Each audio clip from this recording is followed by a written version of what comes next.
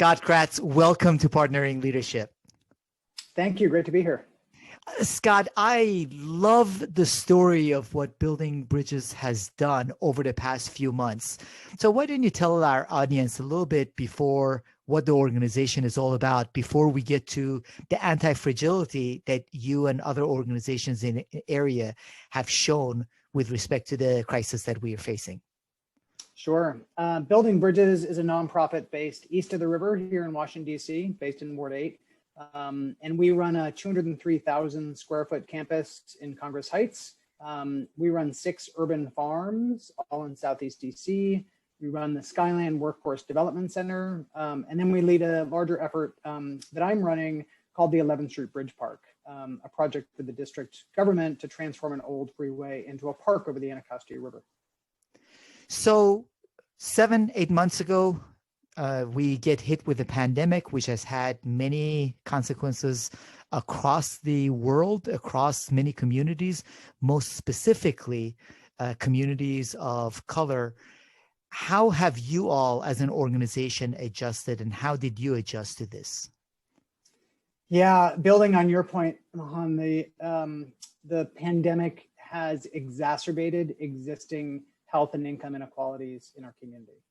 We've seen in Ward 8 the highest rates of infection, the highest mortality rates, highest job loss, right? Because many of the folks in this community in Ward 8 are work on the front lines. They can't do work from home like many other people can, and therefore are have a greater susceptibility to COVID. So when COVID was first hitting, to be honest, I think like so many other people, we thought, well, okay, this is going to last a few weeks, maybe a month, and then we'll get back to whatever normal is. And I don't think anybody, or at least I wasn't smart enough to realize that this was going to be a 7 or 8 month issue. But it became really evident pretty quickly that this was going to be more than just a couple weeks. This was having disastrous impact on the community. So we pivoted to see what can we do to serve the immediate needs of the community. And we did 2 things. One, when the school shut down, that was a real sign and a real need for the community, because almost all of the schools in Ward 8 are Title I, which means that the kids and students rely on getting 2 meals a day for free there. So there was a huge need for food access.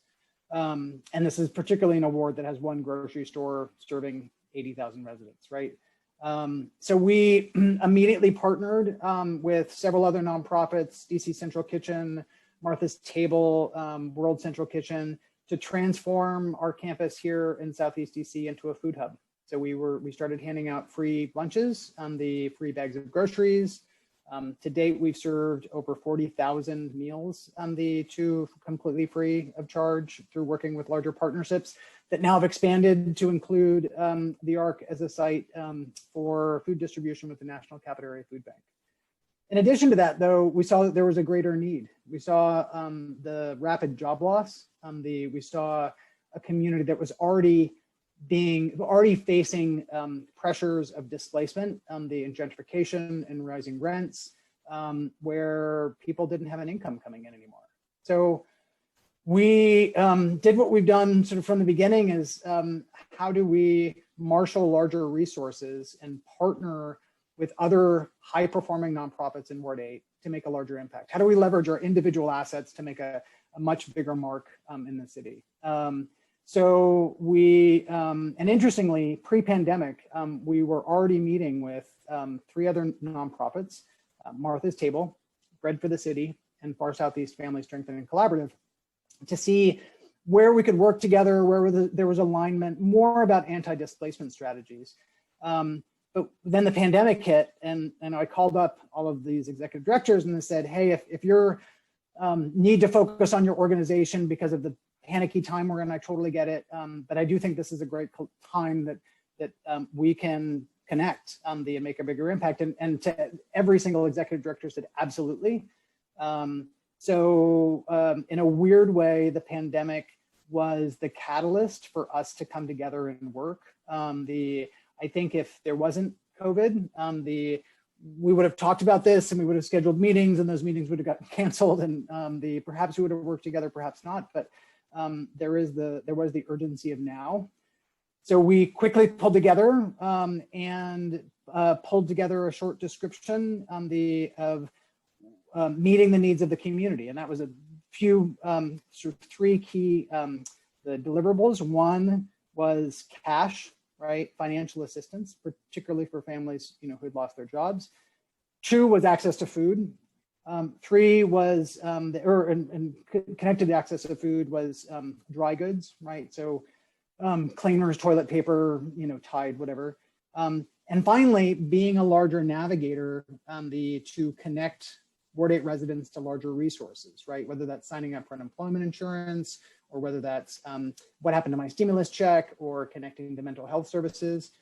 And I should say, we were all so impressed by Martha's Table started some of this work right out of the gate. They recognized that some of the young parents that they were working with had this immediate need, and they started putting cash out the door without any fundraising, and this is a time of real unease and panic, and they used their resources to push it out the door immediately.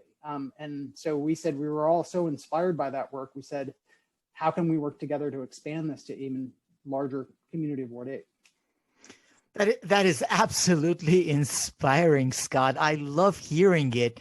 So in addition to the fact that it brought all of you together faster to respond to this urgent need, how has this crisis made your organization and the collaboration of these organizations better, more robust, stronger? Yeah, I think particularly the collaboration with these other nonprofits. I mean, I've known the leaders of these other nonprofits for a while. I've got personal relationships with George Jones at Bread for the City and Dionne Reeder at Far Southeast, and getting to know Kim. But it's brought us so much closer. We're now, I can't tell you the number of phone calls over the weekend, late at night, as we're trying to, build the plane as we're flying it. We were trying to, we had to be really adaptable because we didn't get everything right. There were a lot of hiccups along the way. This is really complicated. How do we make sure that we're not doing inadvertent damage to these families by trying to do good? And by that, I mean, by providing access to cash and finances, there was a potential of endangering local and federal government benefits, right? Medicaid, SNAP, TANF, so forth. And these are things that we had to really figure out. And there was a real trial by fire for us. And I think because there was that existing trust, because there was that existing relationship, we were able to sort of push through that. But what's really interesting is that the relationship that we had on that executive level has now filtered down to the rest of the staff. So on a weekly basis, the staff from each of the 4 different organizations have a meeting. We've got an hour call every Thursday. We're going to have one tomorrow to troubleshoot, to vent, to share what went right, to share anecdotes of how this is not an insignificant amount of money. It's $5,500 per family, plus weekly groceries, plus monthly dry goods. So it's significant. So to buck each other up, where the trust now has permeated the entire staff. So I think it's drawn all of us together as a larger sort of organism, if you will.